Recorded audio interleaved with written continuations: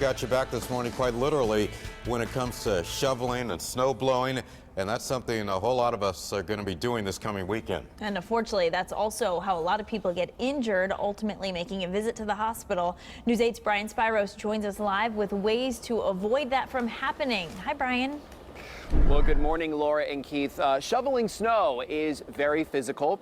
As many of us know, it puts a lot of stress on our body, but sometimes that stress can be too much and we end up having to go to the emergency room, something many of us do not want to do. Now, we spoke with a doctor at Yale New Haven Hospital, and he tells us they see a lot of injuries this time of year from people who slip and fall on their front step, sidewalk, or driveway because of ice. Be mindful of that. It doesn't take much to break an arm, leg, even a hip. You can also hit your head.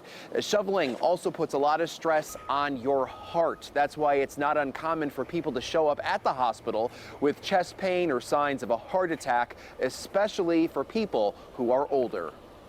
So you need to be careful, if you previously haven't done a lot of exercise, you smoke and have any kind of what we would call like traditional kind of like risk factors for heart problems, because people will get out there for several hours and they'll be shoveling and that can stress their heart from that.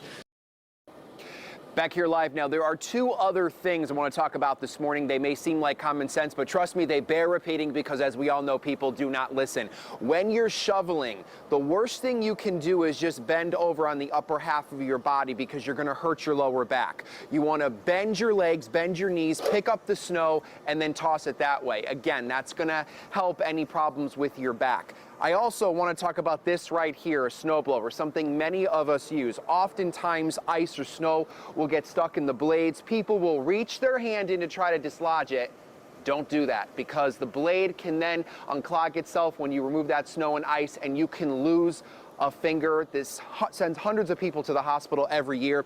You want to put a broom handle in there, or you can also use one of the tools that comes with the snowblower to dislodge anything that gets stuck in there. Again, all of this stuff seems like common sense, yet every year people end up in the emergency room. So whether it's this weekend or in the weeks to come, definitely be careful out there when it comes to the snow. We are reporting live this morning from New Haven. I'm Brian Spiros. Laura, we'll send it back to you in the studio.